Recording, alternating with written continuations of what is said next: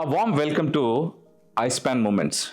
Today, in this episode, we have a special guest who is a pediatrician, basically a senior pediatrician with 2 decades of an experience. He is MBBS DCH and one of the zonal director of Ovum Hospitals. Apart from his medical career, he is also an athlete, triathlon athlete, Ironman.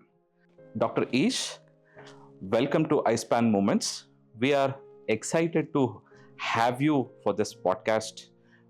Basically, we will be exploring today your being a pediatrician journey and also very keen to know about your athlete journey too. Welcome. Namaste, Prasanna. Thank you so much for having me on this podcast with iSPAN. It's very exciting on a Sunday morning. Yeah.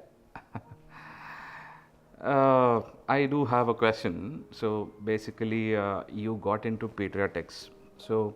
And you have a dual role where you are also a triathlete.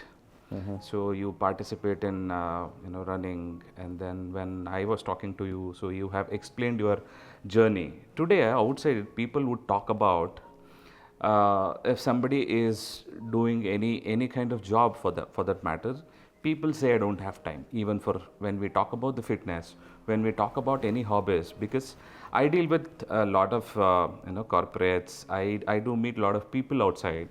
They say I don't have time. So, being a doctor, especially pediatrician, right, you do have a very busy schedule. So, how do you manage dual role, right? Basically, being in hospitals, right, and then and also managing your hobbies. So, how do you manage this? So, very interesting and a very common question that have been asked. Yeah. So, this goes back to the roots when we were in our medical school, where we were in sports too. So, I was playing cricket at a university level. So, somehow that gave us an understanding that there is definitely we should keep a balance between some kind of sports and studies. There is always a good reason for us to say that, okay, I don't have time, I cannot play, because there is a compulsion in our life that we have to do academics. We have to excel in academics and we have to come out in flying colors. But what is not compulsory is fitness. How do you manage your body? How do you manage your mind? So that is optional. It again depends on each individual person to develop this skill, in which you have to make sure that you understand what your body is doing and what you really are giving to your body back. So we were always, not in the sense taught, we were always made to practice this, that you have to have some kind of sports, any physical activity, maybe start from walking, running, or even used to practice a lot of cricket then. From last 40 years, this is my 2.5 decades of pediatric practice, one or the other sports has really made me understand that we have to give back to the body, so that body gives something back to us, so that we are active. And specifically to answer your question, God has given us only 24 hours. You and me, everybody has 24 Yes, hours. exactly. It is up to us to figure out how much we have to work, how much we have to get into some kind of physical activity. So it is an individual preference to make sure that we give something back to the body. So for that I have made one rule, probably it might help people. For me, once the practice starts, in the sense, once if I go into seeing patients, that is fixed. My time is not mine then. It depends. Some patients come late, it will go on continuously. So what I have done over a period of, this is not trial and error, I have understood over a period of time, is first 2 hours of my life in every day is mine. For example, I get up at 7 o'clock. from 7:30 to 9:30 I do something or the other which is physically taxing. In the sense I might walk, run, swim, strength train, whatever. Only after 9:30 I try to get ready, go at 10:30. After 10:30 till night 10:30 is worlds. So I have realized, because if I miss that particular 2 hours of time during the first part of the day, I will eventually not get that time for myself. This is what I have understood. So basically, segregating your timing, I think, should be a good solution for everybody to understand. And you should not feel guilty that you have not done anything for your body. Exactly. So, since you have mentioned ideally, right from your the childhood. So basically, you have accepted, yes, the first 2 hours, or basically in out of 24 hours, you keep 2 hours for yourself. Basically, it could be a fitness or any hobbies you would like to pursue. So today, this is the biggest challenge. I don't say only in India, across globe, I would say. True, true. People are focusing only in terms of education. When we talk about education, today, especially in India, people talk about the percentage. So, is he perceiving 95? And I think 20 years ago, when we were studying, people see achieving 65%, 70%, or 80%. Yes, it's a biggest achievement. And then more of other factors, socializing, talking to people. So it was there. Now people have isolated, where the nuclear family it could be, or they are staying in metropolitan cities. Now they are focusing more in terms of marks, score, the percentage. Even in school, there are, I don't want to take the name of the schools, basically they focus on the entrance exam right from third standard, fourth standard. Yes. Right, and then I heard the coding would start at 5, I mean the grade 5. So here we are not concentrating on well-being aspect. So we are only concentrating on education, just study, study, study. And now good that ICSE board and then CBSE board, they are little focusing on sports. Especially in India, we talk about Olympics, we talk about medals. Right, since you are also an athlete, triathlete, and also a medical, I mean you are in medical field, right? So what is the message that you would like to give basically for the schools, right? Because you do consult a lot of children coming in.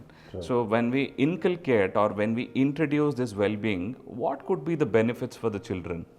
So to answer your question, basically, see, what we had to think to do is at a community level. Yeah. Of course, it starts from home, parents, grandparents, school, teachers, and then it percolates into the community. Yeah. So because if we don't see this whole problem, it will be very difficult for even the parents who are actually very interested to make sure that, okay, my son has to be in some kind of sports, some kind of education. So their parents are willing and wishing to do this, but the school will not provide this. And due to peer pressure and the societal pressure, eventually the parents will come back, boss, this is enough, you start studying. I have seen n number of cases where parents take a foot back and say, no, you start studying, there is no future. I have seen a lot of swimmers where they were doing wonderfully well, just because it's not because of financial constraints nor because of time constraints.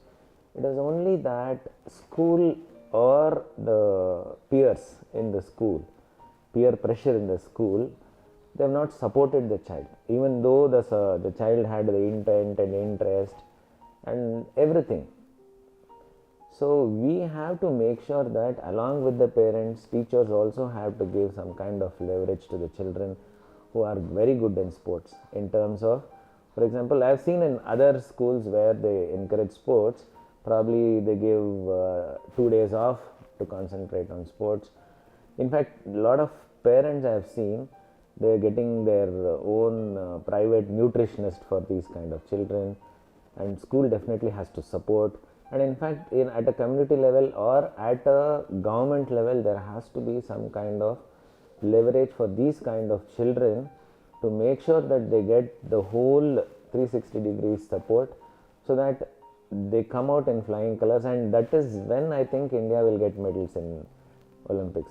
So if a sports person in any sport arena gets a medal, it's an achievement for the society, achievement for the school, achievement for the parents, and of course for the child himself. Yeah.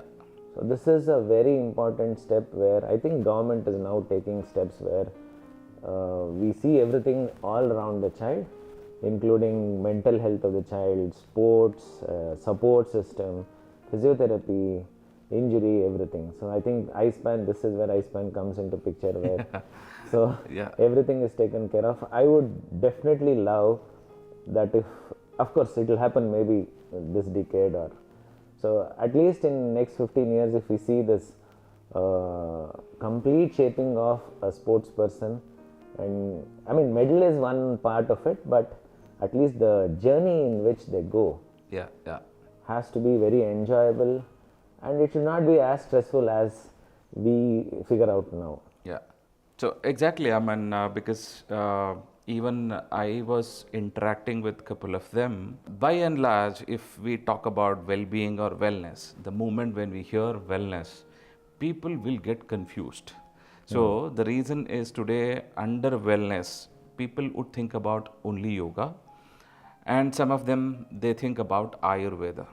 So I'm not denying, or I'm not, this is not a very negative word as such, but under wellness, there are a lot of other services too.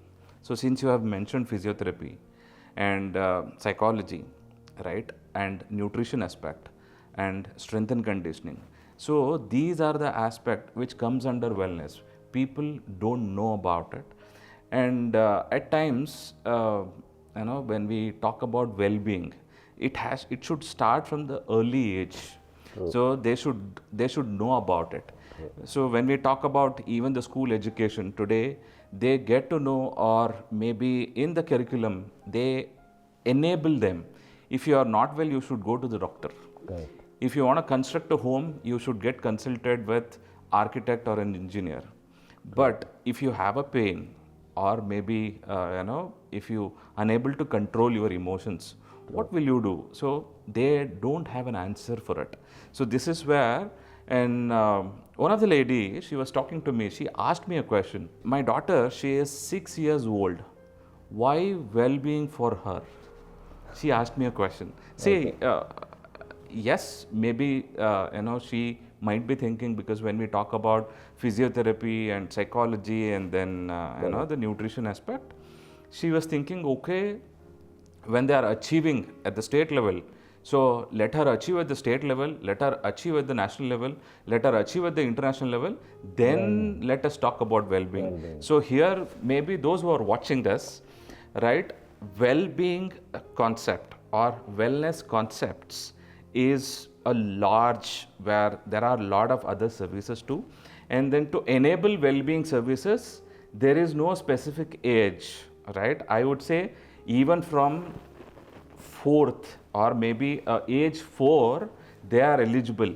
So if they are able to identify, that's the right age, because I do have a pediatrician with me today. So what is the right age to enable well-being? I would definitely want to come in here, because our concept is enable wellness right from the mother becomes pregnant. Okay. That is even better. So we are somewhat genetically coding the fetus. We have to make sure that the mother is nutritionally well fed. Yeah, yeah. So at the end of each pregnancy, what we focus is all about healthy mother and healthy baby. Yeah. So once we have a healthy baby, the next step is to decode everything in the parents' brains. It's not about the baby. So the child is a wet clay. The way the parents, the family, the society molds, the child will happen like that.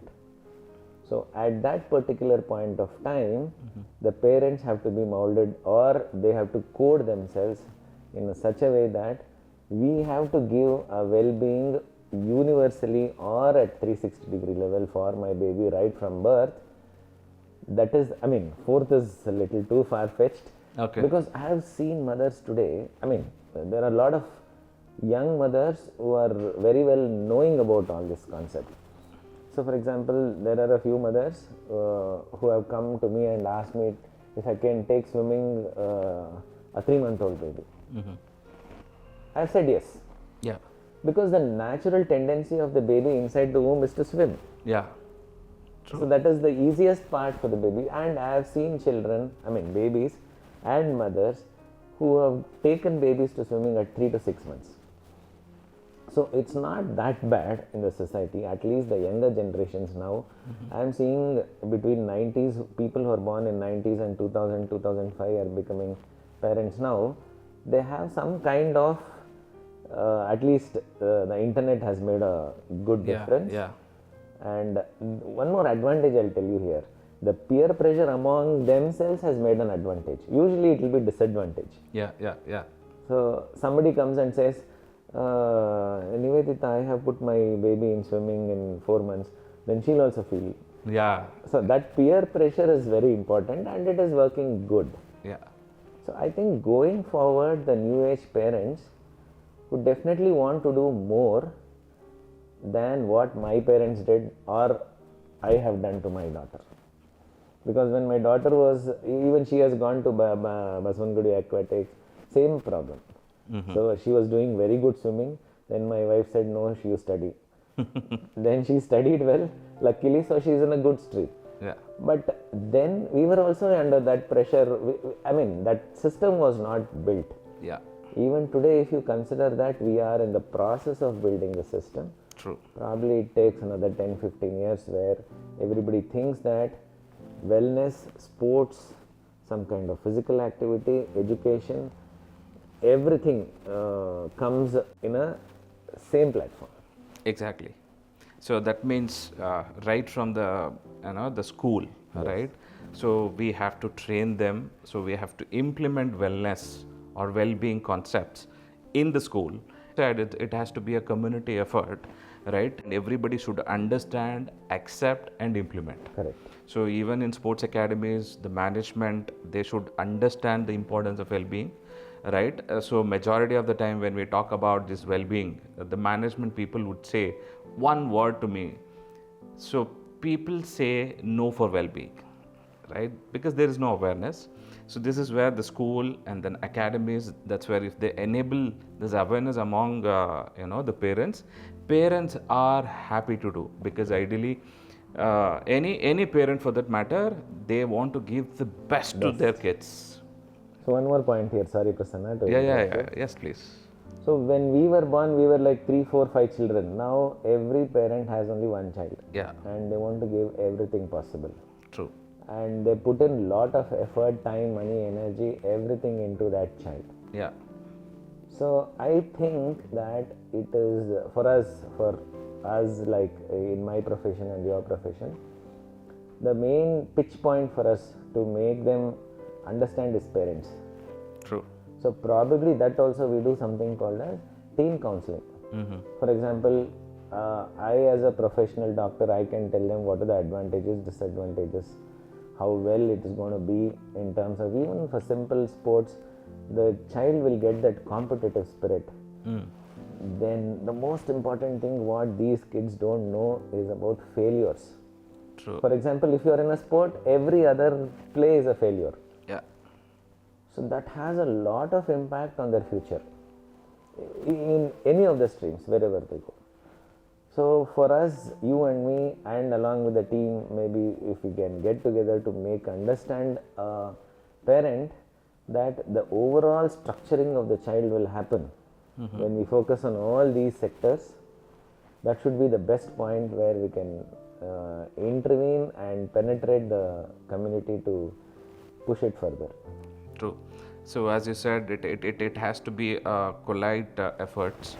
So from pediatrician or the doctors and the well-being practitioners and the management and the basically school management and then even the parents. So this triggered me another question, right? So you have become a pediatrician. So basically, what was your initial thought? Why did you get into pediatrician or pediatrics? So, and then how was your initial days, right? So today, when I talk about Dr. Eash is a successful pediatrician with over 20 plus years of an experience, right? And then I have this is a very curious question. Maybe everybody would like to know about it.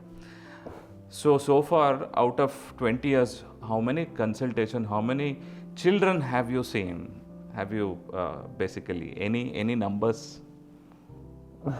Let me answer your first question. Yeah.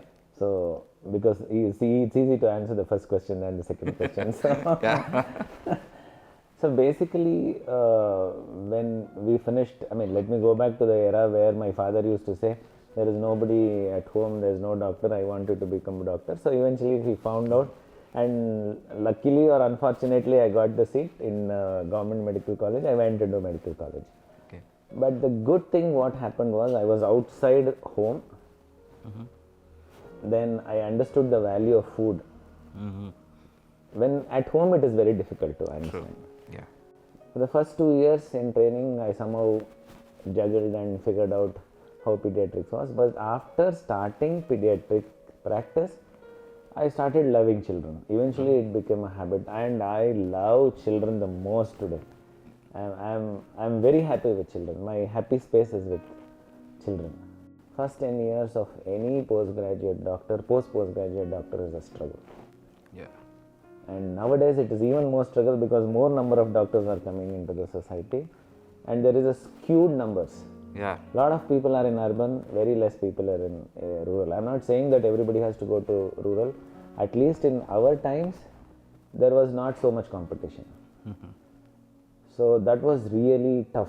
But even then, I used to go to around 25, 26 nursing homes with a scooter day in, day and night, 2 o'clock, 4 o'clock in the morning. So, that struggle is a part of our life. That is where you are honed properly. That is where you come down to the earth to say that, okay, I'm just a doctor. So that struggle has made us understand that we are one among the society, and we have to make sure to attend to a child who doesn't communicate. This is the most important thing. See, when your child is not in a position to say what it is supposed to say, I proudly as a pediatrician come to you as for a parent, I will say, I am the official communicator of your child. Yeah. For any parent, where is the pain? Everybody says stomach pain. Yeah. Exactly. It can be eye pain, ear pain, throat pain, nobody knows. Yeah. So that is the advantage of being a pediatrician, where we are official communicators of all children, not only the newborn, not only a small child, even for teenagers, where they will not come out and put across to the parents. Because in teenage, they will not talk to you. True. Whatever they want to talk, it will be in an opposite direction.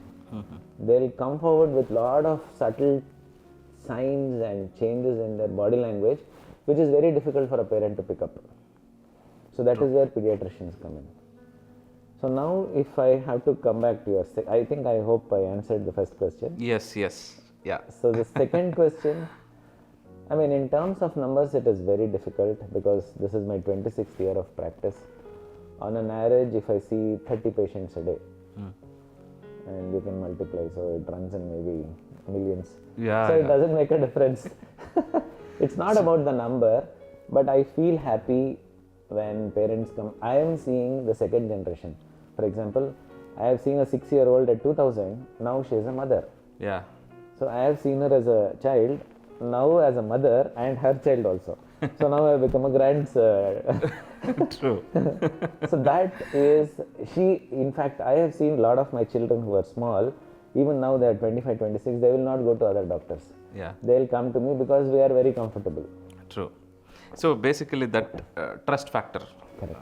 Right? And then they are very comfortable with basically. So yes, you have explained your the initial years of struggle, right? Those who are watching maybe, and you have also mentioned the value of food. So today, the lot of Gen Zs, they have started their career, right? They do. Some of them, they would be thinking about initial stage. Yes, there is a struggle because being a doctor, right? It's a passion.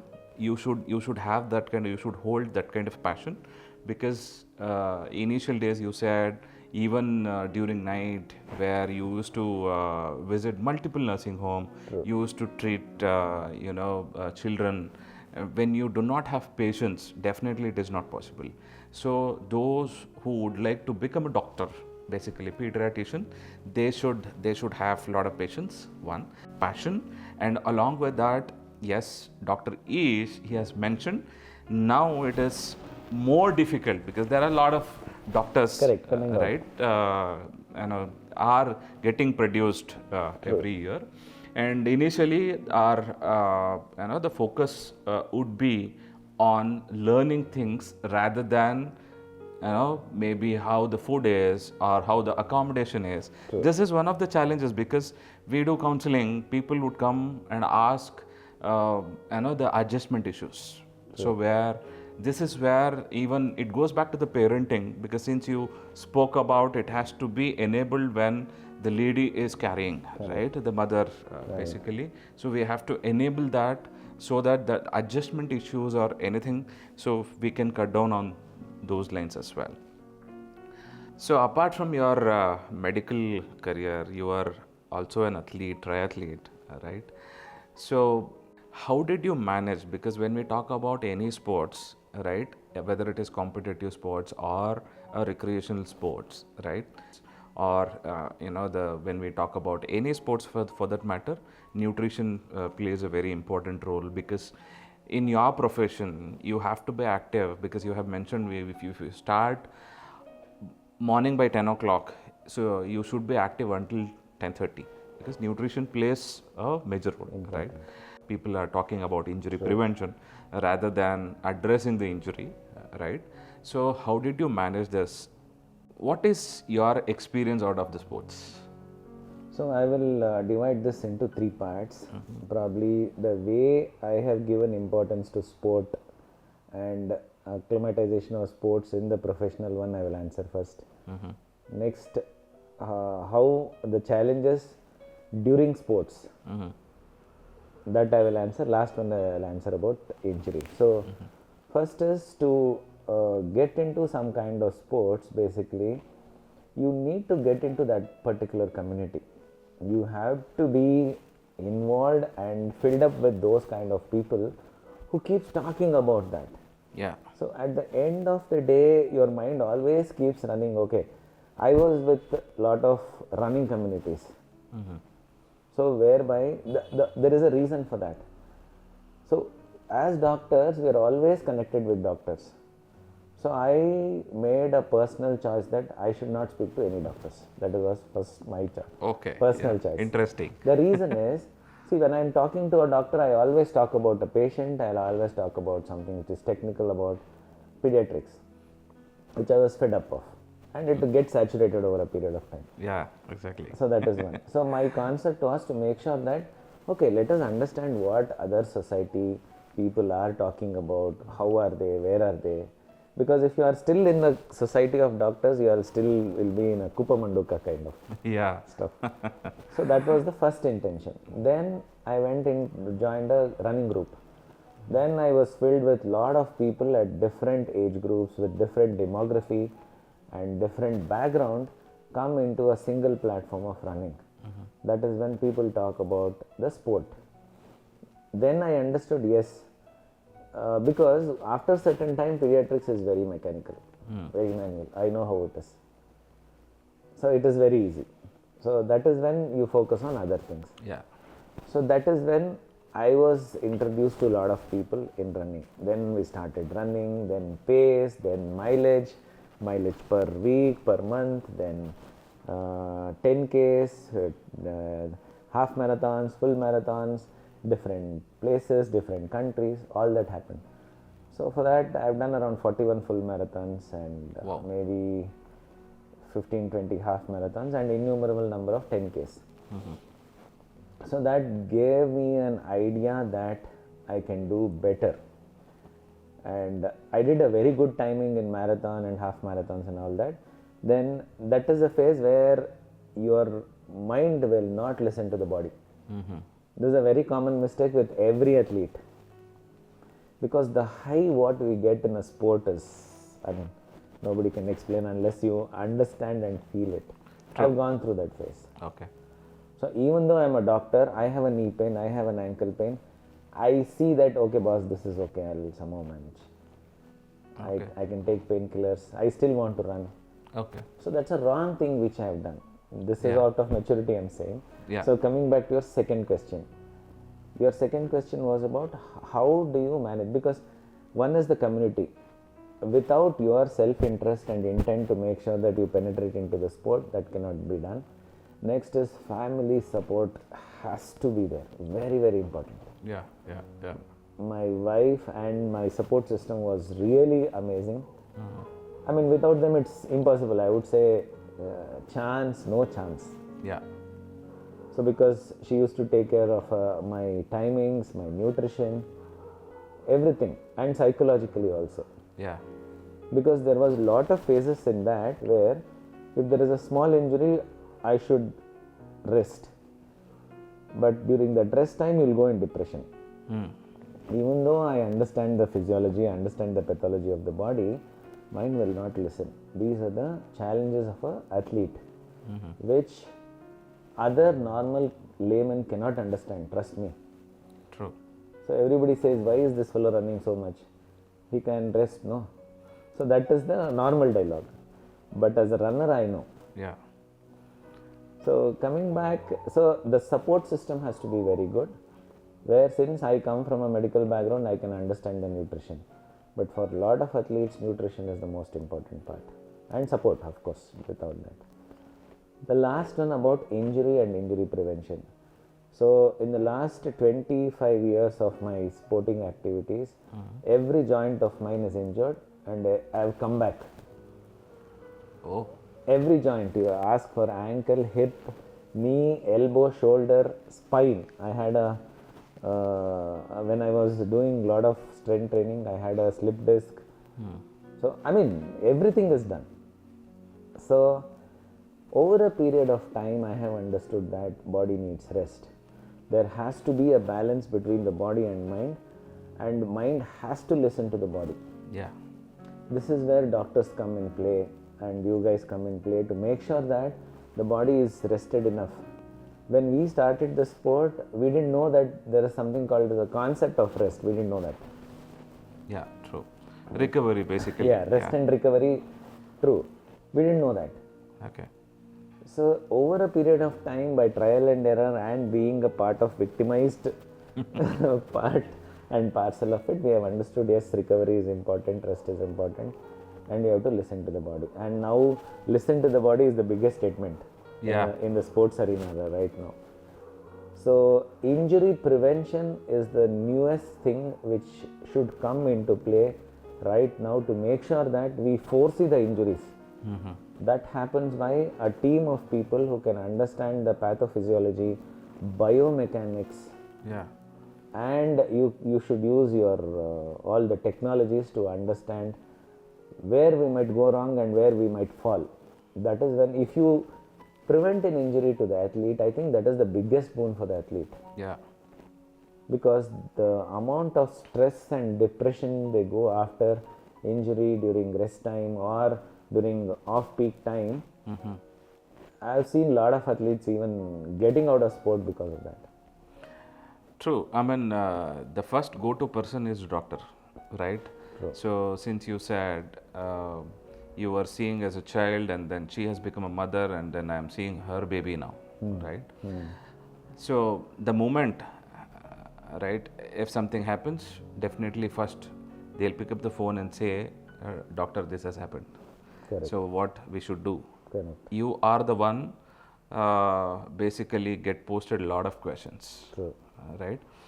So since you spoke about you were an victim, that's what you have mentioned, right? The recovery, basically the injury prevention. Somebody who is perceiving sports, right? What I wanted to give a message is something injury prevention, right?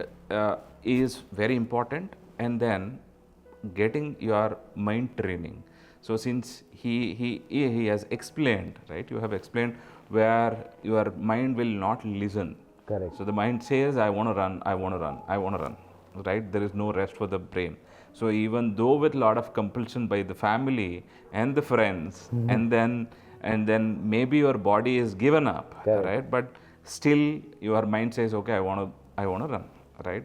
Where you should know when to take rest. This is where the recovery plays a major role, right? Getting the mind training done. When we talk about mind training, now again people would think about only at the international level. It is not that international level or the national level or maybe at the recreation sports, right? Because so when we are when we have any kind of routine, right, even that will also have an impact.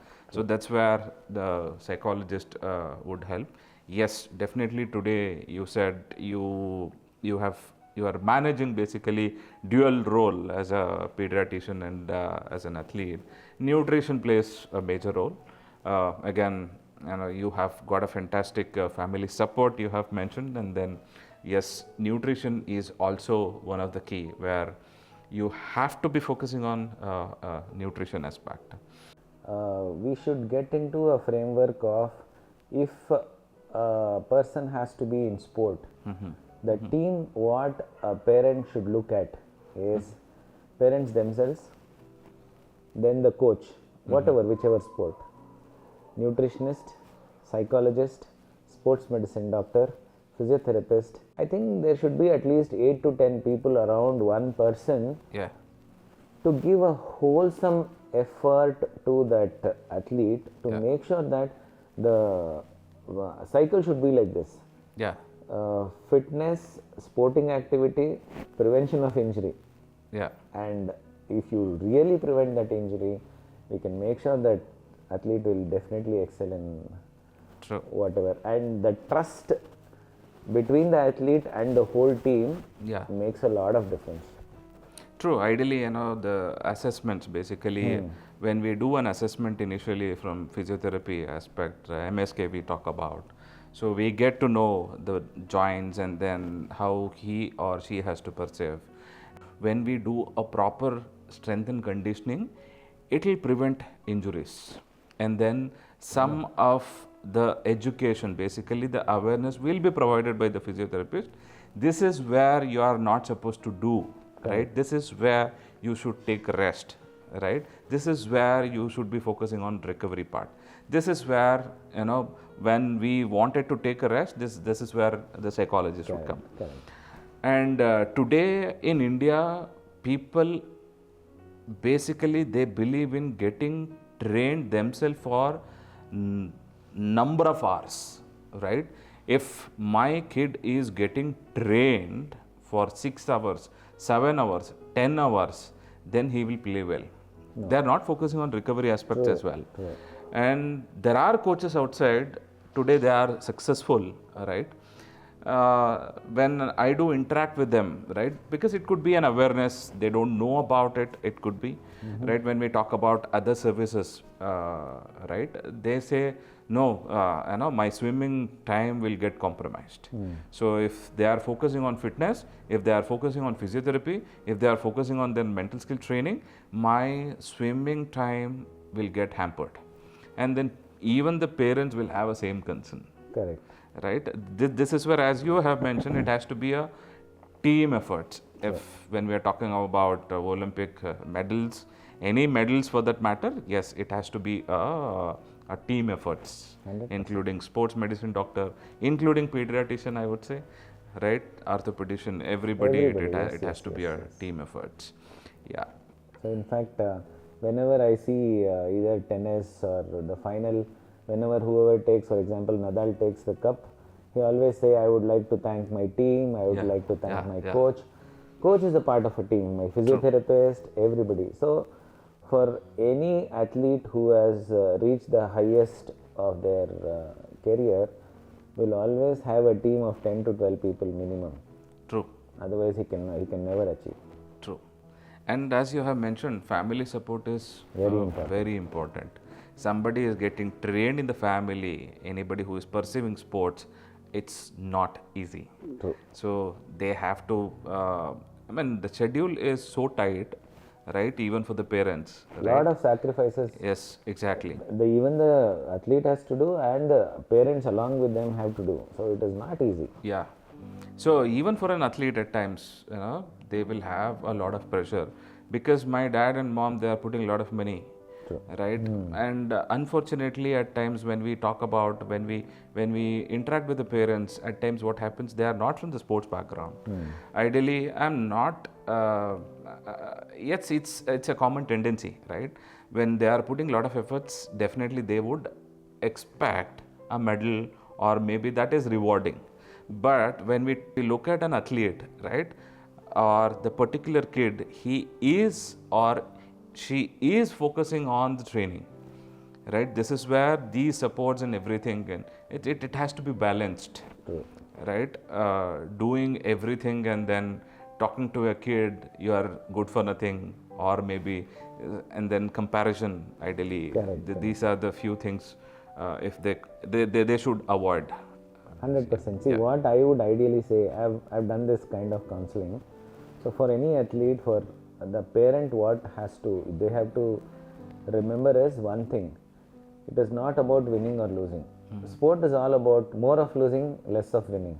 True. So if you make that parent understand this concept, and I will make them one more concept to understand is, irrespective the child or the athlete wins or loses, you are giving the best of best discipline to the child. True. Number two, you are exposing the child to the failures. True. He will be a better citizen tomorrow when he becomes. Exactly. He goes into this society. That is the most important. Discipline and facing failures. I think you are more or less sorted in life. Yeah. Teamwork. So nobody in any entrepreneurship can do a one-person job. Cannot be done. It is all about the team. True. So if that person understands that, okay, I am a team person, I know how to fail, then I think this itself will prepare them for the life. True. Whether they get medal or not, that's a secondary issue. So my concept to make a parent understand these things, that even if they fail in sport, even if they fail to get some medals, they will definitely excel in life. True. Exactly. Those who are watching this podcast, maybe this is one of the important message, right? If someone would like to put their kids into the sports, expecting medals, yes, definitely, I'm not denying that. That is kind of an expectation being a parent, because he is also a parent, I'm also a parent, right? We do understand.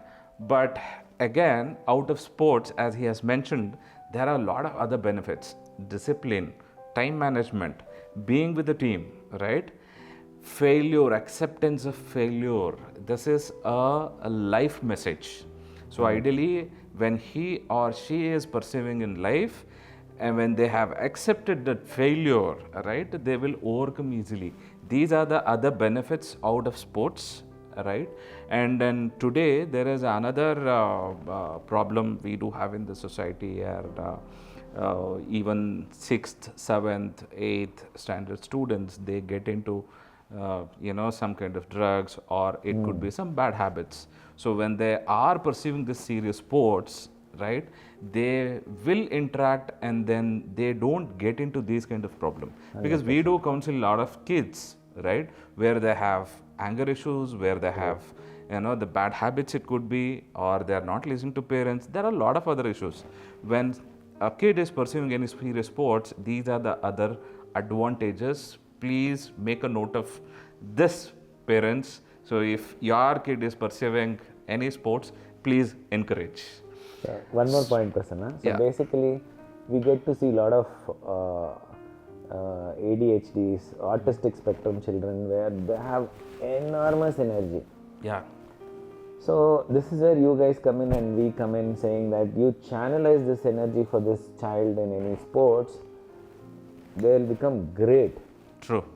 And I have seen a lot of ADHD kids doing sports, and you can't even find out that they are ADHDs. I have seen they have done wonderfully well in life.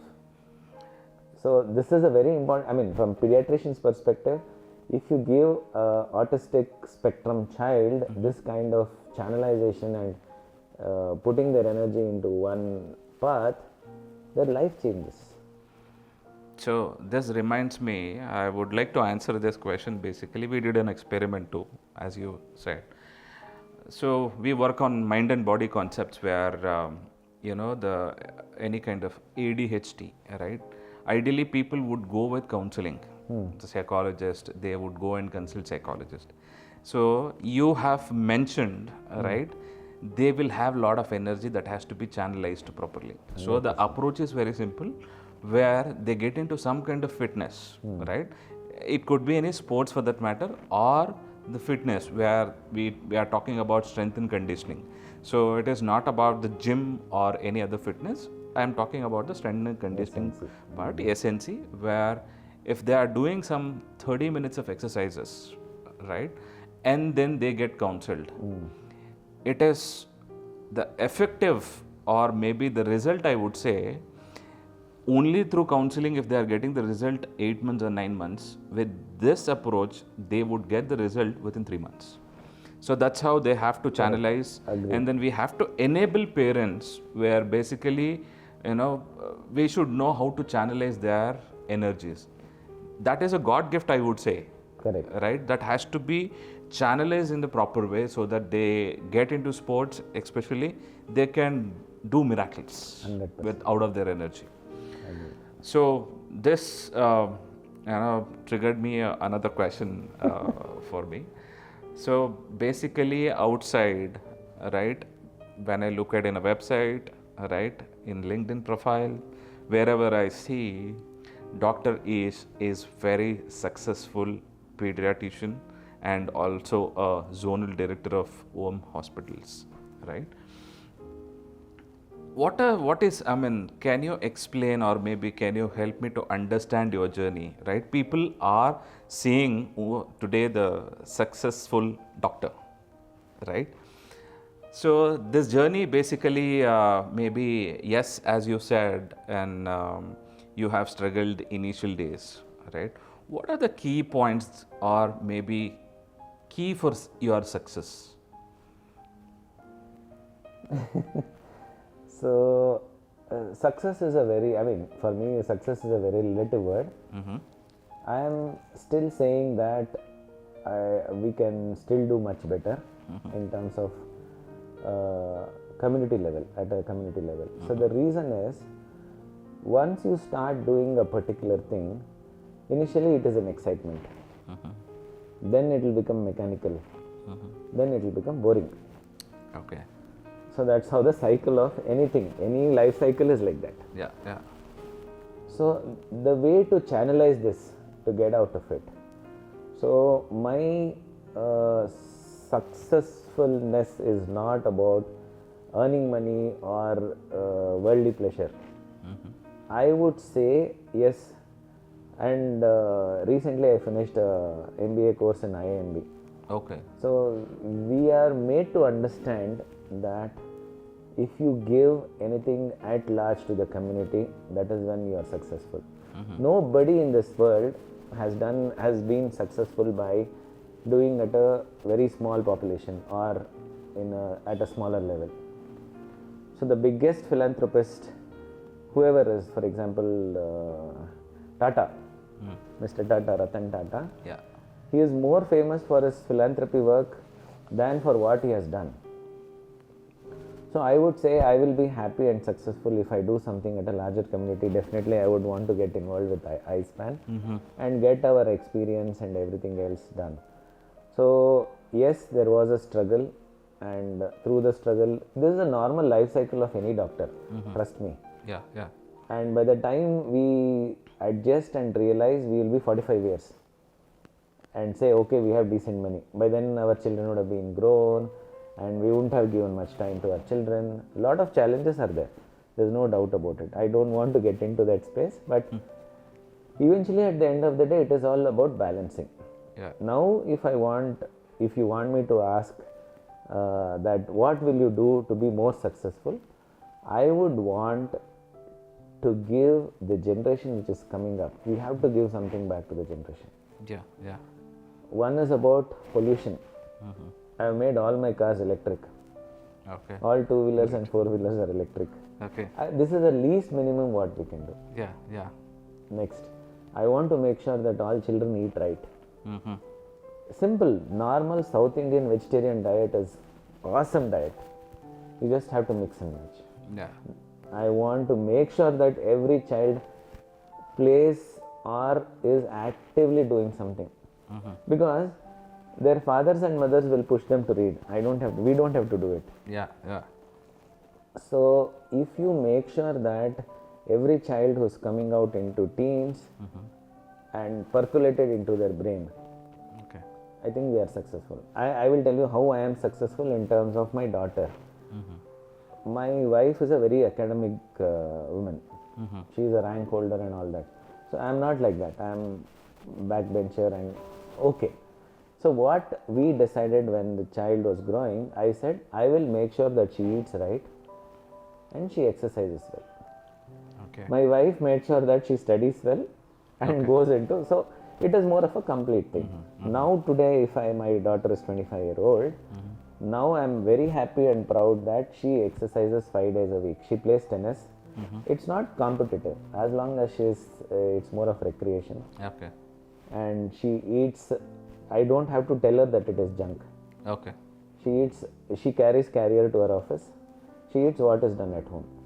So we do normal South Indian vegetarian diet. So one day a week she eats junk. I also eat junk, but you cannot sustain.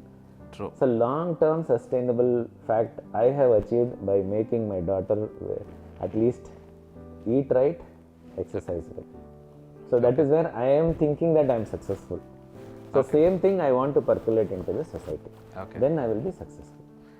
So maybe 3 key points if you want to convey to the the people outside, the key to become successful. Yes, as you said, still you want to do more to the society where individually you have become successful, right? You want to get into at the community level, and then you have also mentioned I would like to join hands even with iSPAN also you have mentioned.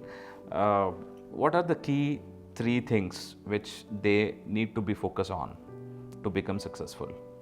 Okay, so I would sum it up like this. So if somebody has to be really successful, one is they themselves they have to be interested in doing it. Okay. So it has to be a path which is, they have to look at long term. It is nothing is short term in this world. Yeah. So one is interest, then consistency in whatever you do is very, very important. Even the smallest of smallest steps you take, baby tiny steps, but consistently do that, you will eventually run a long way. This is what I have understood. I have done this. Yeah. There are so many days I didn't want to go and run, but I eventually went and walked. Yeah. But walking is also fine. Yeah, yeah. Consistency. Next is discipline. Discipline is, you have to develop this on a personal level. You can't compare saying that, okay, he is doing that, I have to be like that, but you will not see the discipline behind that person. So that is again up to themselves to make sure that you are disciplined to understand. Okay. Next is, be truthful and honest to yourself. That is the most important thing. Yeah. I have seen a lot of people just giving n number of reasons. For example, I'll tell you, for any work, there are n number of reasons not to do. Yeah. If you are truthful and honest to yourself, forget about others, not even your spouse. Yeah. If you are truthful and honest for yourself, I think that should be the best way to move forward individually and personally. The last thing is, evaluate yourself, introspect, reflect. on what you have done on a day-to-day basis or maybe once in a week. I write a journal normally. So initially I used to write journals at the end of the day, but over a period of time, see, that is where consistency matters. I failed in that. Okay. So I write journals once in a week now. Okay. So basically it's not literally writing down, I put it on my phone. Now everything has changed. What I have done previous week, where I can introspect and reflect and be a better person next week, is what I write. And honestly I feel everybody in this world are teachers. You start learning from everybody, even the smallest of smallest things. True. Then I think you can be a better person. This is what I want to tell the public, that be open book. Start writing whatever you want, so that when you close that book, you will be, one, is proud of yourself and the circle around you. Even though if it is a bigger circle or a small circle, at least the inner circle should be proud of you, of your book. So this is what I want. Okay. So the key things. Sorry, ideally, I made it big. Yeah, definitely, because the key things to become successful. Summarize, yeah. So ideally, one is interest. So they should have passion. So somebody, if they want to perceive anything, they should have interest in place. And then second one is consistency, right? Whatever they are doing, they should do it in consistency, because these two are interrelated. Unless and until you do not have interest, you will not be able to maintain consistency. Correct. Right? That is something, and including consistency and then focus, they should be 100%. doing it. And then third one would be, Be honest and yes, for we yourself. should be truthful for ourselves, right? I should have a self-belief basically, and I should reflect, as Dr. Eash has mentioned. He do journals every day, and then every week he do the journal where he will write everything, and then he would introspect what he has done, and then he will look after, or maybe in next week he want to become better version of ourselves. These are the 3 points to become a successful. Now this triggered me one question. You are a medical professional, right? And also a trial athlete, right? So in your life, basically, could be in a professional life, or it could be in your maybe athlete life. So did you feel low, or maybe in one of the discussion you said, basically when you had an injury, right? So kind of you went into depression, where the mind was saying lot of things, body couldn't support, where people are talking about take rest, right? So how did you overcome? So this very interesting journey of mine, where that everything is not successful, everything is not rosy, as I have told you. So there are a lot of failures. In fact, if I say that I have done X number of marathons, at least 1/3 will be DNF. DNF is did not finish. Yeah. For ABC reasons, different reasons. So what, as an athlete, everybody comes and says, I have done 30 marathons, 40 marathons in such and such a time. Nobody comes and says, how many you have not done? So the whole journey is all about the embracing those failures and figuring out there is a synchrony between mind and body, and to make sure that we end up in the final result. So I'll tell you one small story which happened. So I was, because of running, it's an overuse injury. I also know a lot of my orthopedic doctors were saying, you are mad, you are unnecessarily stressing your knee joint, ankle joint. I still did it, but that was because of the athlete's mind, so which will never listen to anybody, including ourselves. Yeah. So eventually I had a ankle injury, that is a torn Achilles. Yeah. The Achilles is one of the main tendon which helps in even walking, forget about running. So every step I used to have pain. So this was during my Ironman training, which took almost 18 to 20 months. So it was very difficult. I consulted 3 different physiotherapists, we did progressive overloading, and we did everything scientific possible. But what is stone is stone. Yeah. You cannot, until you do a surgery and retie it, Yeah. it will not happen. So what I understood after consulting at least 5-6 different high performance physiotherapists, we can do that phase, do away with that phase. After that, it has to be repaired. So that was when I felt very sad, very low, because I had a event coming up. But eventually with the torn Achilles, I finished it. So there were 2 challenges. One was torn in terms of running. The other one was I had a shoulder injury while swimming, because triathlon is swimming. Yeah, yeah. So luckily I didn't have anything while cycling. So cycling, even though you do a lot of distance, but cycling is the least injury prone event. Yeah, yeah. So again, I had to make sure that I have to figure out a way to get rid of ankle and shoulder. But that 22 months was really tough on the mind. And somehow at the end of the day, we have to make sure that we end up reaching that goal, which I did. I'm thankful to God and parents and family and everybody else. This is not a success of one person. Yeah. So my point of telling you here is, anything which is really badly damaged, as my ankle was, I had to get a surgery done, and now I am sitting, walking without pain. I'm pain free. I'm able to run back again. So the whole concept, what I'm trying to say here is, respect your body. And one more important thing I want to tell you, as the day goes by, you're aging. 100% you're aging. Yeah. So that doesn't go into the mind. That is the biggest problem. Everything my mind thinks, I'm still not aging, but the body is definitely aging.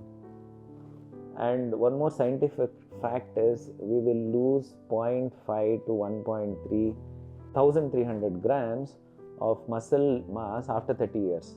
Okay. So your strength training, SNC, balance, everything has to be doing, you have to do continuously to make sure that you are at least able to lift your grandchild later. That is all fitness is. I define fitness is all about how you get up, how you sit, how you walk without any pain. That is fitness eventually. That's in the long run. True.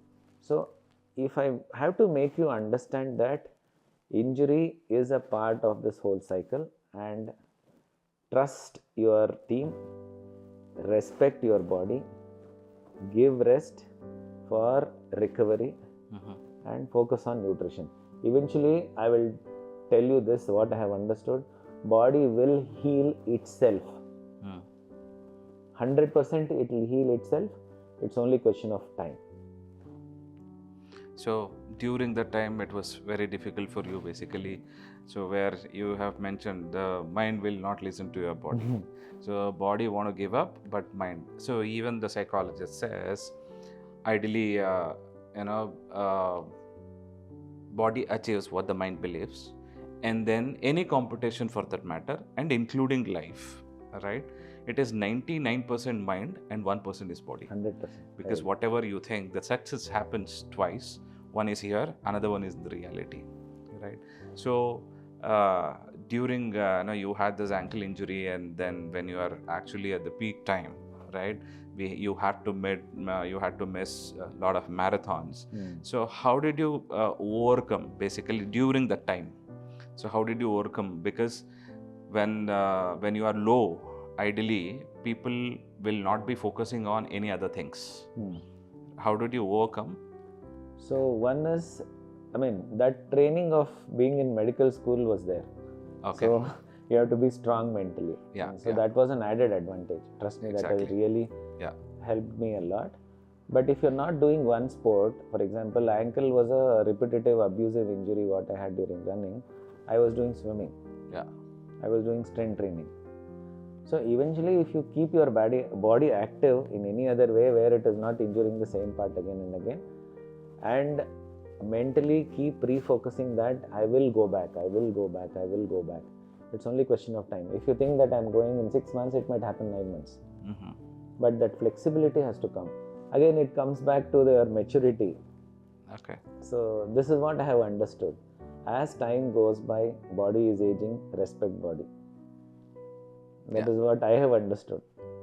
And everybody will have their limitations. Yeah. I can't be a Carl Lewis. I can't be impossible. Yeah, true.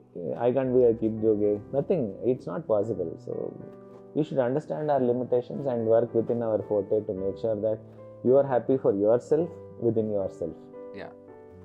So then I should call this is your iSPAN moments. 100%. Where the body, where you have realized, right, during that the injury happened, you have realized, you started focusing on your body, you started listening to your mind, where you have aligned your mind and body with the help of including nutrition, right? So everything even plays a major role.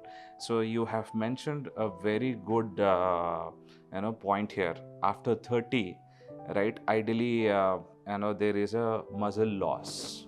So in my previous podcast also, we had a discussion where we had a natural bodybuilder. He was also mentioning the same thing, where after 30, at a certain age, there will be a muscle loss. So today, unfortunately, illness gets attention. Wellness will be ignored. Correct. So we don't focus on injury prevention, rather than we focus after the injury, we start struggling. So this is where even the recovery plays a major role. 100%. Yes. Yeah. So yes, with this note today, we had a fantastic discussion with Dr. Eash. We spoke about the success. We also decoded iSPAN. We also decoded Dr. E's iSPAN moment with us. Thank you so much for coming down for this podcast. We had a fantastic time with you.